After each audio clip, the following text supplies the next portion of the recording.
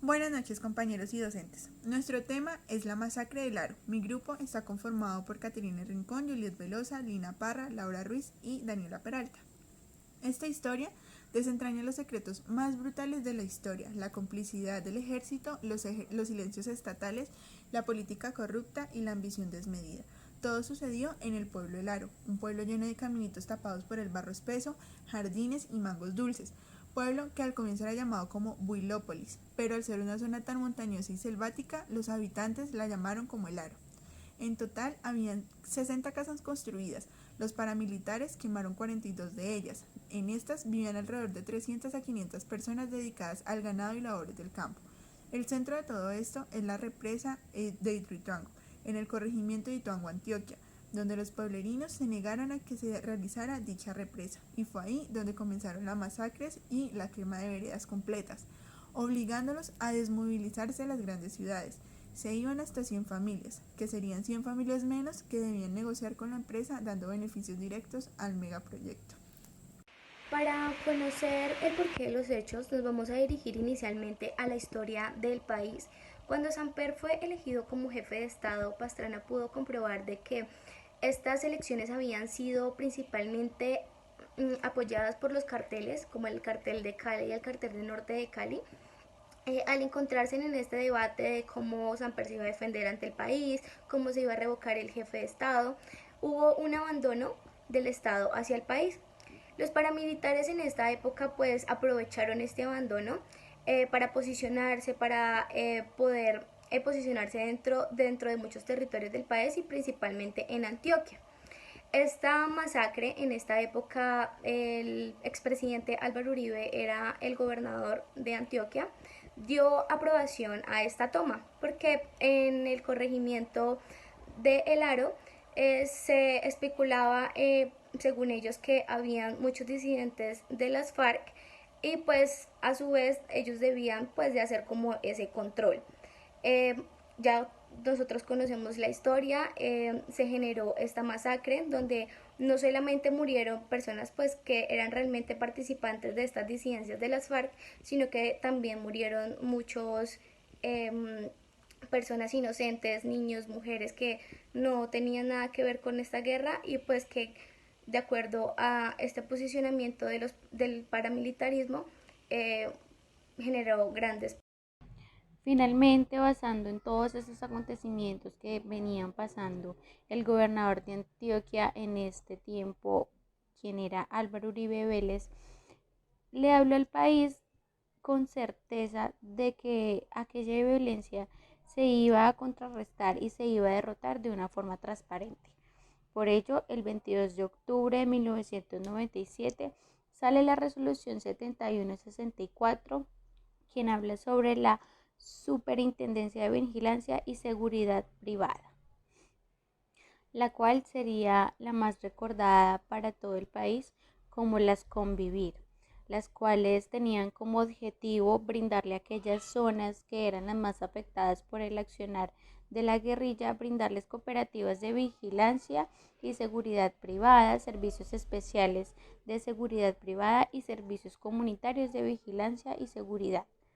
Allí eh, allí estas llamadas, las Convivir, tenían, digamos, a disposición en diferentes zonas del país entes de grupos privados quienes se fueron involucrando a la sociedad civil en el posible conflicto. Sin embargo, en el Bajo Cauca, las Convivir sirvieron como un apoyo al paramilitarismo, es decir, que allí para arreciar en contra de las FARC, la guerrilla que había decidido en su séptima conferencia celebrada en 1993 recuperar el control bajo el Cauca debido a la riqueza minera que se podía encontrar en estas zonas del departamento, quería ampliar su área de la influencia urbana del ente antioqueño. Sin embargo, fueron muchos entes territoriales y personas asociadas con la política que se vieron involucradas en este tipo de hechos. Es por eso que después de que algunos comunicados donde se tenía relación de algunos actores de la política frente con estos entes delincuenciales se dieran a conocer y fueran incautados, El paramilitarismo tomó como una tomó como una fuerza en contra, y fue por eso que empezaron a planear los ataques en contra de la población civil como mecanismo de control territorial y castigo social por parte de ellos y de las unidades de vigilancia privadas en las que se encontraban las zonas urbanas y rurales en Hidroituango. Buenas noches. Para hablar sobre cómo surgieron los hechos y cómo iniciaron, debemos hablar que históricamente el campesinado dentro de esta zona se dedicaba a la extracción artesanal del oro. Sin embargo, de allí los movimientos insurgentes, sobre todo las FARC, realizaban controles para evitar la contaminación del agua por medio del mercurio o de los aceites. Entonces allí se asentaron en esta zona frentes como el EPL, el ELN y las FARC, pero la fuerza que inicialmente comandaba allí esta región era el Ejército Nacional, y fue allí donde empezó la confrontación, que era el ejército contra los distintos movimientos guerrilleros. Ante este auge que fue cogiendo la Unión Patrística en el área, comenzó la creación de grupos paramilitares en la zona que empezaron una abierta convivencia con lo que eran las fuerzas oficiales del Estado.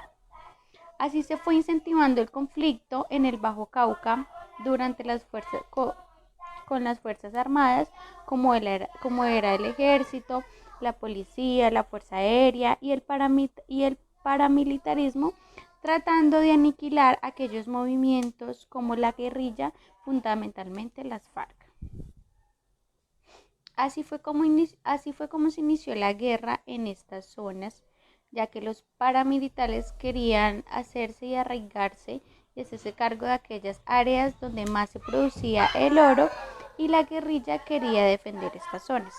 Entonces se puede decir que el conflicto en el Bajo Cauca no empezó por la coca, sino por el oro. Tras la muerte de Pablo Escobar, surge el regreso al Bajo Cauca de Ramiro de Jesús, más conocido como el Cuco Bonoy, quien en esa época de los 80 empezó a surgir como el paramilitar experto del crimen y la delincuencia. En esta época estaba arraigado el grupo llamado MAS, Muerte a Secuestradores, quienes desarrollaban operaciones criminales para desaparecer aquellos grupos armados o estructuras guerrilleras y actuar en contra de líderes sociales y defensores de derechos humanos. En 1984, el Cuco se convirtió en uno de los fundadores del grupo mineros de una tropa de autodefensas llamada Los Campesinos del Magdalena Medio, que operaba bajo el Cauca. En 1994, Cuco se convirtió en el símbolo del sadismo y de la sevicia entre los habitantes de Ituango. El Cuco fue quien transformó el grupo de mineros en uno de los grupos como más expertos y armados más sólidos que había dentro de Antioquia, y fue llamado el bloque de mineros. En buena parte de la zona donde hacía presencia el bloque de mineros, también se estaba desarrollando algunas configuraciones políticas, como eran en esta época los partidos liberales o los movimientos de la izquierda, quienes controlaban una buena parte de la política en este territorio. Por esta razón se explican algunos hechos de violencia en contra de algunos líderes sociales y defensores de derechos humanos por el bloque minero, ya que ellos como tal tenían dos objetivos claros. Uno, que era expandir la frontera cocalera, y dos, querían cambiar lo que era la composición política que se daba en este territorio, y así poder ir debilitando ciertos sectores políticos que habían en la zona y poderse confrontar directamente con las guerrillas que estaban en este territorio. Teniendo en cuenta lo anterior, también hay que dejar claro que el bloque mineros también hizo parte y empezó a participar en algunas incursiones y en distintas actuaciones del paramilitarismo en el territorio. En muchos casos no fue el autor principal de aquellos casos atroces, sino que fue más bien como el anillo de seguridad que garantizaba que las operaciones se dieran en ciertos territorios con la tranquilidad de que se pudieran cumplir con el objetivo, así como en este caso pasó en el Aro. Teniendo claro los hechos y cómo surgieron, vamos a hablar de qué papel cumplió el desplazamiento forzado en esta región de Hidroituango, ubicado en Córdoba y Aruba, más exactamente en la región de Montecabezas, en el municipio de Ituango. Eso se llevó a cabo el 22 de octubre, en donde iniciaron con asesinatos que por un aproximado de 17 personas. Luego realizaron por 7 días una masacre a una víctima, y seguidamente de esto quemaron 42 de las 60 viviendas de este caserío. Se robaron más de 1.200 reses y adicionalmente ocasionaron el desplazamiento forzado de 702 personas que convivían en esta región. ¿Cómo se evidencia y cómo se presencia? En este caso y en este desplazamiento hubo una ausencia, hubo una omisión de la fuerza pública al dejar desprotegida esta zona durante el ataque, lo cual provoca que la Corte Internacional de Derechos Humanos condene al Estado colombiano a partir de una indemnización cercana de los 300.400 millones de pesos a favor de 123 familias de víctimas. Bueno, y para finalizar, nuestro grupo va a responder la pregunta de cómo las memorias del conflicto pueden ayudar a la construcción de una cultura de paz. Bueno, nosotras llegamos a la conclusión, pues de acuerdo al caso expuesto, de la masacre que hubo en el municipio de Ituango, más que todo en el pueblito pequeño El Aro, pues a todas estas familias afectadas y con todo este tema del conflicto armado. Bueno, llegamos a la conclusión de que esta consecuencia que hubo durante muchos años, esta violencia, esas masacres, siempre tuvieron que haber, tuvo que haber un tema o una causa que desatara todas esas masacres, esa violencia, todas esas consecuencias. ¿Sí? Muchos de esos eran los ideales políticos, los de izquierda, los de derecha, entonces querían como que forzar a la sociedad, más que todo a los altos mandos políticos, a que se rigieran por estos ideales, ¿sí? Y también que el pueblo también como que a la fuerza ejerciera esos ideales, ¿sí? Bueno, entonces, como ya lo decía, a estas consecuencias tuvo que haber una causa, ¿cierto? Y a todo problema tiene que haber una solución. Entonces, esas memorias del conflicto armado que en nuestro pueblo colombiano pues pasaron, que fueron demasiadas, con el narcotráfico también hubo mucho, paramilitares, guerrilla, FARC, todo esto hace que la construcción de una cultura de paz sea más fuerte. ¿Por qué? Porque no se bastó de una masacre, de 2 masacres, sino de infinidad de muertes, para que muchas personas tomaran esa conciencia de poder solucionar y de poder regir en paz, de poder sacar este tema a la luz y de poder sanar todas las heridas que muchas familias colombianas pudieron pues haber sufrido en esa época, y que actualmente pues aún se rige, pero pues no como la magnitud que hubo en esa época. Entonces, más que todo, esa es nuestra conclusión y pues muchísimas gracias.